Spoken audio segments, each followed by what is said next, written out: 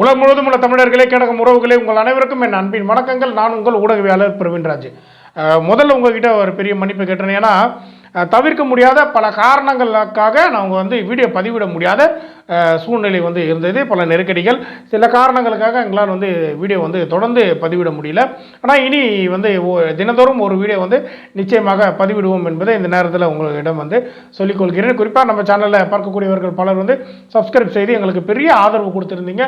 அனைவருக்கும் மிக மிக சிறந்தாந்த ஒரு நன்றியை தெரிவித்துக் கொள்கிறேன். தொடர்ந்து எங்களுக்கு ஆதரவு கொடுங்க. ஆதரவு கொடுத்து மென்மேலும் இந்த யூடியூப் சேனல் வளர்வதற்கு ஒரு பெரிய காரணமாக அமைய வேண்டும் என்று உங்கள் அனைவரும் நான் கேட்டுக்கொண்டு, இன்றைய அரசியல் பரபரப்புகள், அதாவது 2026 சட்டமன்ற தேர்தலுக்கான ஒரு மிகப்பெரிய அரசியல் பரபரப்புகள், கூட்டணிகள் எல்லாம் இப்பொழுது பெரிய பரபரப்பை ஏற்படுத்தி கொண்டிருக்கிறது. குறிப்பாக இதில் பார்க்கக்கூடியது என்னன்னா, அமித்ஷா தலைமையில் இந்த அதிமுக கூட்டணி அமைஞ்சிருக்கா, இல்லை எடப்பாடி அவர்களுடைய தலைமையில் பாஜக கூட்டணி அமைஞ்சிருக்கா என்பதெல்லாம் ஒரு பெரிய குழப்பமான ஒரு சூழ்நிலை இப்பொழுது இந்த அரசியலில் ஒரு மிகப்பெரிய பரபரப்பை ஏற்படுத்தி கொண்டிருக்கிறது. இந்திய கூட்டணியில் இடம் பிடித்திருக்கிறார்களா அதிமுக, அல்லது தமிழகத்தை பொறுத்தவரையில் எடப்பாடியார் அவர்களுடைய தலைமை தான் பாஜக ஏற்றுக்கொள்கிறதா, டெல்லியை பொறுத்தவரையில் பாஜகவுடைய தலைமையை எடப்பாடி அவர்களை ஏற்றுக்கொள்கிறாரா என்பதெல்லாம் குறித்து தான் நம்ம இந்த காணொலியில் முழுசாக பார்க்க போகிறோம். குறிப்பாக இந்த ஒரு அரசியல் சூழ்நிலைகள் இப்பொழுது தாவேகா கட்சிக்கு மிகப்பெரிய ஒரு சாதகமான ஒரு சூழ்நிலையை ஒரு புறத்தில் மிகப்பெரிய அளவில் தெளிவான ஒரு சாதகத்தை ஏற்படுத்தி இருக்கிறது என்பதை இந்த இடத்துல நம்ம கவனிக்கலாம். தொடர்ந்து நிகழ்ச்சிக்குள்ள போகலாம். அதாவது பாஜகவுடன் அதிமுக கூட்டணி அமைக்குமா அமைக்காதான் என்பது பல வருடங்களாக இருந்த ஒரு பெரிய குழப்பமான ஒரு நிலை என்பதை பார்க்கலாம். ஏன்னா பாஜக தலைவர் அண்ணாமலை அவர்கள் இருந்த பொழுது எப்படி இருந்தாலும் இந்த அதிமுகவுடன் நாங்கள் கூட்டணி அமைக்க மாட்டோம் என்ற வகையில் அண்ணாமலை அவர்கள் பேசி கொண்டிருந்தது. பிறகு அண்ணாமலையே நடுவில் உட்கார வச்சு நயனார் நாகேந்திரன் அவர்களை தலைவராக ஆக்கிவிட்டு அந்த இடத்திலேயே அமித்ஷா அவர்கள் பாஜகவுடன் அதிமுக கூட்டணி அமைத்து விட்டது என்பதை ஒரு கல்ல இரண்டு மாங்கான்ற மாதிரி அடிச்சுட்டு அவர் போயிருக்கிறாரு. அதே நேரத்தில் இந்த பாஜகவும் அதிமுக கூட்டணி மக்கள் வரவேற்பார்களா என்றால் அது மிகப்பெரிய அளவில் ஒரு பெரிய சந்தேகமான ஒரு நிலையை தான் ஏற்படுத்தி இருக்கு என்பதை இந்த அரசியல் சூழ்நிலையை பொறுத்தவரை நம்ம கடந்து வந்த இந்த பாஜகவும் அதிமுகவும் இருக்கக்கூடிய இந்த பாதைகளை பார்க்கலாம். இங்கே இருக்கக்கூடிய இந்த மக்கள், தமிழக மக்கள் எப்பொழுது பாஜகவுக்கு ஆதரவு கொடுத்திருக்கிறார்கள், எப்பொழுது விரட்டி இருக்கிறார்கள் என்பதெல்லாம் தொடர்ந்து நம்ம இந்த ஆய்வுகளை எல்லாம் நம்ம பார்க்கும்போது நிச்சயமாக தமிழகத்தை பொறுத்தவரையில் பாஜகவுக்கு எந்த காலத்திலும் ஒரு பெரிய ஆதரவு இல்லை என்பது தான் இந்த இடத்துல பார்க்கணும். இதற்கு நம்ம தெளிவாக சொல்லணும்னா, கடந்த சட்டமன்ற தேர்தலில் பாஜகவுடன் அதிமுக கூட்டணி அமைத்ததினால்தான் அதிமுக படுதோல்வி அடைந்தது என்பதை நம்ம சொல்லலை, அதிமுக எம்எல்ஏக்களே பலர் சொல்லியிருந்தாங்க. குறிப்பாக ஜெயக்குமார் அவர்கள் சொல்லியிருப்பார், நான் ஒரு முடிசூடா மன்னனாக எங்களுடைய பகுதியில் வாழ்ந்து வந்தேன், என்னுடைய அந்த சாம்ராஜ்யமே அழிவதற்கு மிகப்பெரிய ஒரு காரணமாக பாஜகவுடன் கூட்டணி அதிமுக அமைத்தது தான் சொல்லியிருந்தார். குறிப்பாக அது ஒரு பெரிய சாபக்கேடு போல ஜெயக்குமார் ஒரு பதிலை சொல்லியிருப்பார். அவருடைய வருத்தத்தை அந்த நேரத்தில் சொல்லியிருப்பார் என்பதை பார்க்கலாம். ஏன்னா 20 வருடங்களுக்கு மேலாக சட்டமன்ற உறுப்பினராக ஒரே தொகுதியில் வெற்றி பெற்று முடிசூடா மன்னனாக இருந்தவர் தான் ஜெயக்குமார்.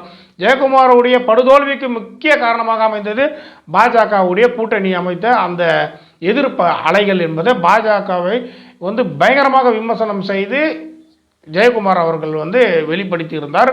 தொடர்ந்து பாஜகவுடன் இப்பொழுது அதிமுக கூட்டணி அமைத்திருப்பது என்பது அதிமுக தொண்டர்களுக்கே ஒரு பெரிய விருப்பம் இல்லாத ஒரு சூழ்நிலை தான் நிலவி வருவதாக தகவல்கள் வெளியாகிருக்கு. குறிப்பாக அந்த கட்சியில் இருக்கக்கூடிய பலருக்கு இது மிகப்பெரிய அளவில் அதிருப்தியை தான் ஏற்படுத்தி இருக்கிறதாக இப்பொழுது தகவல்கள் வெளியாகி கொண்டிருக்கிறது. நிச்சயமாக அதிமுக கூட்டணியில் மிகப்பெரிய ஒரு சலசலப்பான ஒரு சூழ்நிலை தான் இப்பொழுது நிலவி கொண்டிருக்கிறது என்பதை கவனிக்கலாம். ஏன்னா பாஜகவுடன் அதிமுக கூட்டணி அமைக்கும் போது எடப்பாடி அவர்களுடைய தலைமையை பாஜக ஏற்றுக்கொண்டதா, இல்லை பாஜகவுடைய தலைமையை எடப்பாடி ஏற்றுக்கொண்டாரா என்பதெல்லாம் பெரிய ஒரு குழப்பமான ஒரு சூழ்நிலை இருக்குது. இதை விட இன்னொரு குழப்பமான சூழ்நிலை என்னென்னா, ஏற்கனவே இந்திய கூட்டணியில் அங்கம் வகிப்பவர்கள் தான் ஓபிஎஸ் அவர்களும் டிடிவி தினகரன் அவர்களும். இவர்களுடைய இந்த எதிர்ப்புகள் ஏற்கனவே எடப்பாடி பழனிசாமி அவர்களுக்கு இருந்து வந்த சூழ்நிலையில் எடப்பாடி பழனிசாமி அவர்கள் ஏற்கனவே இவர்கள் இருவரும் கட்சியிலிருந்து பிரிந்து சென்ற ஓபிஎஸ் அவர்களும் டிடிவி தினகரன் அவர்களும் சசிகலா அம்மையார் அவர்களும் எந்த காலத்திலும் கட்சியில் வந்து சேர்க்க முடியாது என்பதை வந்து தெரிவித்திருந்தார். எடப்பாடி அவர்கள் என்டிஏ தலைமையை ஏற்றுக்கொண்டாரா, இவர்களை மீண்டும் கட்சியில் இணைத்துக் கொள்வாரா, அல்லது இவர்களுடைய கூட்டணியை அவர் விரும்பி ஏற்றுக்கொண்டாரா என்பதெல்லாம் குறித்தெல்லாம் வந்து இனி வரக்கூடிய இந்த அரசியல் பரபரப்புகளை பொறுத்தவரையில் பார்க்கலாம். ஏன்னா பாஜக தலைமையை பொறுத்தவரையில் ஓபிஎஸ்க்கு இப்பொழுது பெரிய அளவில் அவருக்கு வந்து செவி சாய்க்கவில்லை என்பது தான் வந்து வெளியாகி கொண்டிருக்கிறது தகவல்கள். அதே நேரத்தில் டிடிவி தினகரன் அவர்களையும் வந்து பெரிய அளவில் அவர்கள் கண்டு கொள்ளவில்லை என்பது தான் இப்பொழுது வெளியாகி இருக்கக்கூடிய முக்கிய தகவல்களாக இருக்குது. அந்த வகையில் பார்க்கும்போது எடப்பாடி அவர்களுடைய தலைமையை பாஜக வந்து ஏற்றுக்கொண்டு விட்டது என்பதை நம்ம இந்த இடத்துல கோடிட்டு கவனிக்கக்கூடியதாக இருக்குது. ஒரு பெரிய குழப்பங்களுக்கு இந்த புள்ளிகள் வந்து ஒரு பெரிய விளக்கத்தை கொடுப்பதாக நம்ம எடுத்துக்கலாம். அதே நேரத்தில் பாஜகவும் அதிமுகவும் இணைந்து கூட்டணி அமைத்து 2026 சட்டமன்ற தேர்தலை சந்தித்தால் அது மிகப்பெரிய அளவில் இந்த கூட்டணிக்கு வந்து ஒரு பெரிய சாதகம் அமையுமா அல்லது பாதகம் அமையுமா என்றால் தமிழகத்தை பொறுத்தவரையில் பாதகம் தான் வந்து இந்த இரண்டு கட்சிகளுக்கும் வந்து ஏற்படுவதற்கு அதிகமான வாய்ப்பு இருக்கிறது. ஏன்னா பாஜகவுடைய அந்த அலை வந்து எப்பொழுதும் தமிழகத்தை பொறுத்தவரையில் பெரிய அளவில் அடித்தது கிடையாது. தமிழகத்தை பொறுத்தவரையில் இது வந்து பாஜகவுக்கு எதிர்ப்பான ஒரு அலைகள் தான் வந்து ஆரம்ப கட்டத்திலிருந்து வீசி வரக்கூடியதை கவனிக்கலாம். அதே நேரத்தில் பாஜகவுடன் கூட்டணி அமைத்து அதிமுக தான் தலையில் தானே மண்ணவாரி கொட்டி கொண்டது என்பதெல்லாம் சொந்த கட்சியில் இருக்கக்கூடியவர்களே பலர் வந்து விமர்சனம் செய்யக்கூடியதை நம்ம பார்த்து கொண்டிருக்கிறோம். தொடர்ந்து இந்த கூட்டணிகள் ஒரு புறத்தில் இருக்க திமுக எதிர்ப்பு அலைகள் வந்து இப்பொழுது பகிரங்கமாக ஒலிக்க ஆரம்பித்து இருக்கிறது. குறிப்பாக மிகப்பெரிய ஒரு அரசியல் பரபரப்புகளை வந்து தினந்தோறும் இந்த தமிழகத்தை பொறுத்தவரையில் ஏற்பட்டு கொண்டு இருக்கிறது என்பதை கவனிக்கலாம். ஏன்னா திமுக பொறுத்தவரையில் ஆரம்ப கட்டத்திலிருந்தே ஆபாச பேச்சாளர்கள் வந்து ஒரு புறத்தில் அந்த கட்சியை வந்து அவர்களே நாசனம் படுத்தி கொண்டு வருகிறார்கள் என்பதை ஒரு புறத்தில் பார்க்கலாம். சிவாஜி கிருஷ்ணமூர்த்தி இப்பொழுது ஒரு லேடி வந்து ஒரு ரொம்ப ஆபாசமாக பேசி அந்த காணொலியெல்லாம் வெளியாகி இருந்தது. மிகப்பெரிய அளவில் ஒரு ஆபாச கட்சியாகவே வந்து திராவிட முன்னேற்ற கழகம் மாறிவிட்டதா அப்படின்ற ஒரு கேள்வி வந்து மக்கள் மத்தியில் வந்து எழ துவங்கி இருக்கு என்பதை கவனிக்கலாம்.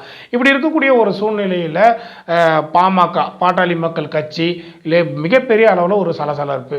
ஏன்னா ஏற்கனவே ராமதாஸ் அவர்களுக்கும் அன்புமணி ராமதாஸ் அவர்களுக்கும் மேடையிலே ஒரு பெரிய சலசலப்புகளும் ஒரு பெரிய விவாதங்களும் ஏற்பட்டு அந்த கட்சி வந்து இரண்டாக உடைந்து இரண்டு கட்சியாக மாறிவிடுமா, பாமகவிலிருந்து ஒரு புதிய அணி உருவாகி விடுமா என்றெல்லாம் பலருடைய அந்த எதிர்பார்ப்புகள் இருந்த அந்த நிலையில் ராமதாஸ் அவர்களுடன் வந்து ஒரு சமாதானமான பேச்சுவார்த்தை வந்து அன்புமணி நடத்தி இப்பொழுது சேர்ந்து விட்டார் என்று பலர் வந்து விரும்பி இருந்த நிலையில் இப்பொழுது மீண்டும் ராமதாஸ் அவர்கள் கட்சியுடைய தலைவராக நானே இருப்பேன் என்று ராமதாஸ் அவர்கள் அந்த பாட்டாளி மக்கள் கட்சி தலைவராக இருப்பேன் என்று சொன்னது மிகப்பெரிய அளவில் ஒரு பெரிய பரபரப்பை ஏற்படுத்தி, குறிப்பாக செயல் தலைவராக அன்புமணி ராமதாஸ் அவர்கள் இருப்பார் என்று ராமதாஸ் அவர்கள் ஒரு புறத்தில் சொன்னார். ஆனால் அன்புமணி ராமதாஸ் அவர்களை பொறுத்தவரையில் நான் தான் கட்சியுடைய தலைவர் என்று அவர் ஒரு புறத்தில் சொல்லிக் கொண்டிருக்கிறார். பொதுக்குழுவில் தேர்ந்தெடுக்கப்பட்ட ஒரு பொது கட்சியின் தலைவராக நான் இருக்கிறேன் என்று அன்புமணி ராமதாஸ் அவர்கள் வந்து தெரிவித்துக் கொண்டிருக்கிறார்.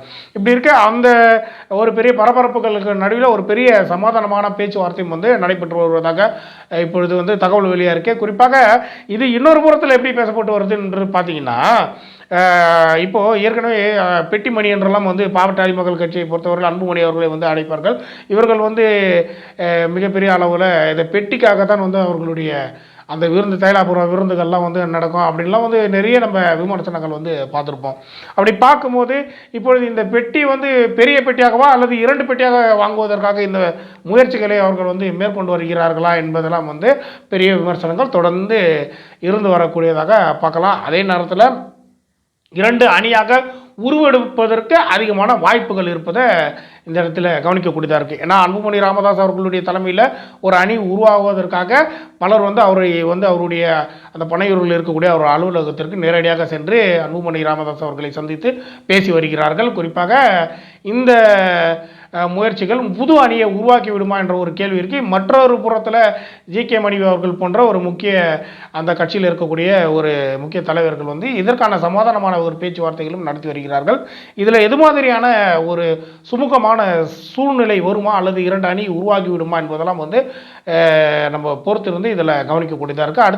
அடுத்தடுத்த கட்ட அரசியல் நகர்வுகளை பொறுத்தவரையில் பார்க்கலாம். ஏன்னா இப்பொழுது வரை என்டிஏ கூட்டணியில் பாட்டாளி மக்கள் கட்சி இடம்பெற்று வருகிறத பார்க்கலாம்.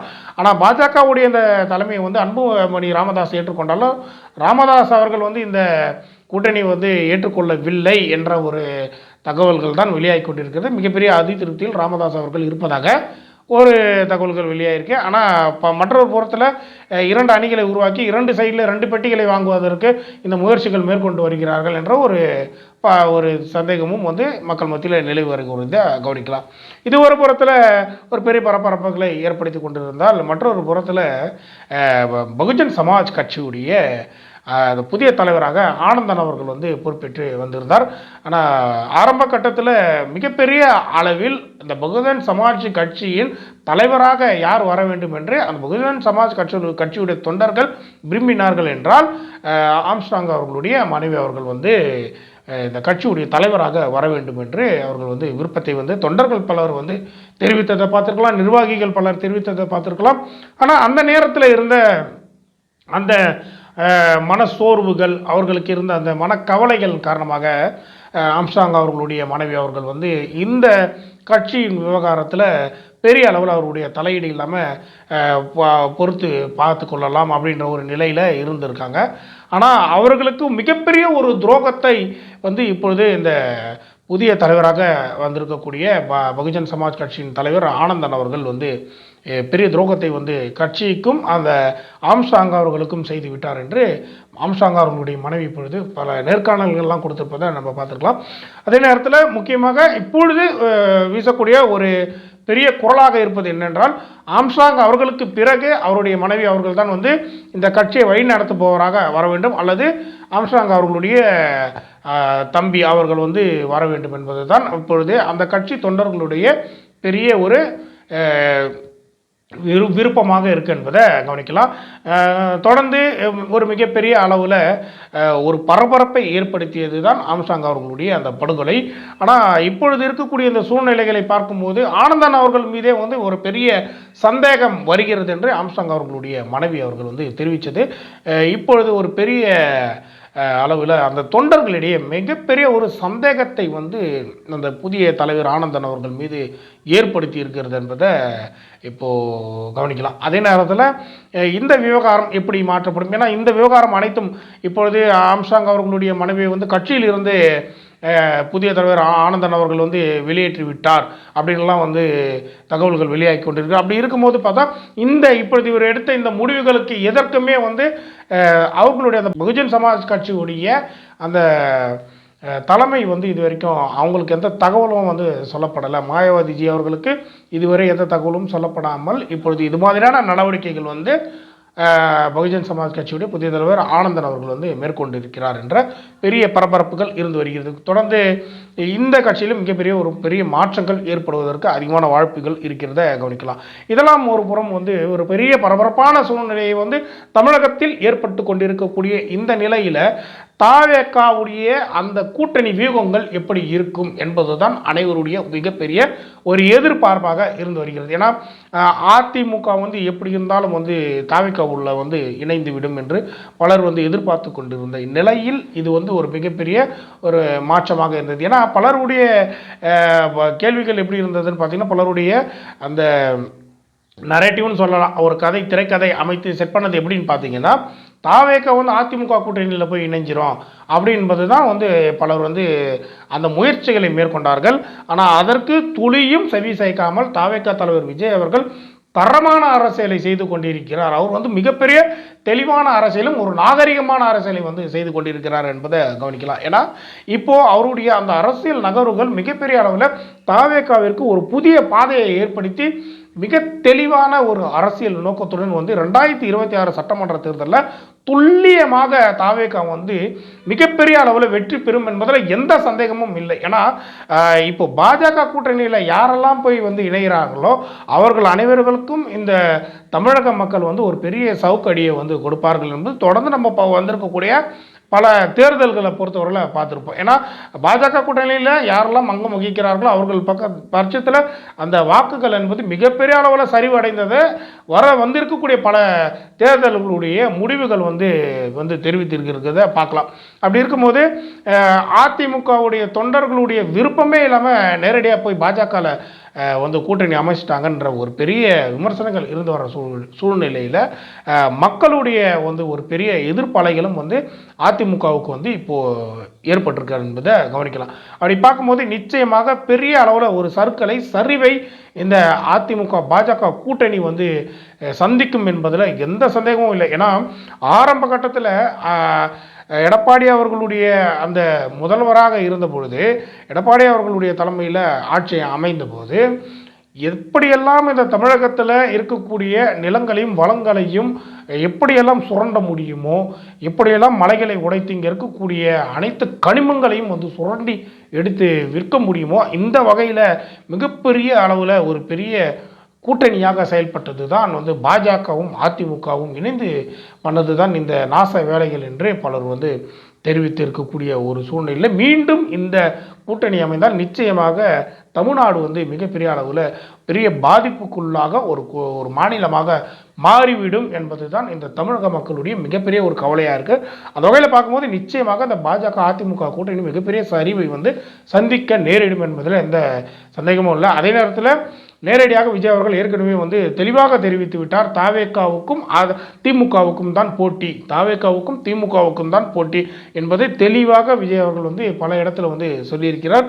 அந்த வகையில் பார்க்கும்போது இப்பொழுது திமுக கூட்டணியை பொறுத்தவரையில் பலர் அந்த கட்சி கூட்டணியில் இருக்கக்கூடியவர்களே பலர் வந்து இடதுசாரிகள் என்று சொல்லக்கூடிய பலர் வந்து அதிருப்தியில் இருந்து கொண்டு இருக்கிறார்கள். நிச்சயமாக இன்னும் இந்த தேர்தல் 2026 தேர்தல் நெருங்கி வரக்கூடிய சூழ்நிலையில் நிச்சயமாக திமுக கூட்டணியில் பெரிய சலசலப்புகள் ஏற்பட்டு கூட்டணி பிரிவதற்கு அதிகமான வாய்ப்பு இருக்கிறது. அப்படி பிரியக்கூடிய அந்த கட்சிகள் நேரடியாக நகர்ந்து வரக்கூடிய இடமாக தாவேகா தான் இருக்கும் என்பதில் எந்த சந்தேகமும் இல்லை. ஏன்னா பாஜக இருக்கக்கூடிய இடத்துல எந்த காலத்திலும் வந்து இந்த இடதுசாரி கட்சிகள் போய் இடையாது என்பதில் நம்ம உறுதியாக இருக்கலாம். அப்படி பார்க்கும்போது வைகோ அவர்களுடைய அந்த பேச்சுகளில் ஒரு பெரிய மாறுதல் வந்து இருக்கக்கூடியதை பார்க்கலாம். திருமாவளவன் அவர்களுடைய பேச்சில் வந்து ஒரு பெரிய மாறுதல் இருக்கக்கூடியதை பார்க்கலாம். அந்த வகையில் பார்க்கும்போது நிச்சயமாக ஒரு பெரிய அளவில் மாற்றங்கள் ஏற்படும், திமுக தனித்து விடப்படும் என்பதில் எந்த ஒரு சந்தேகமும் இல்லை.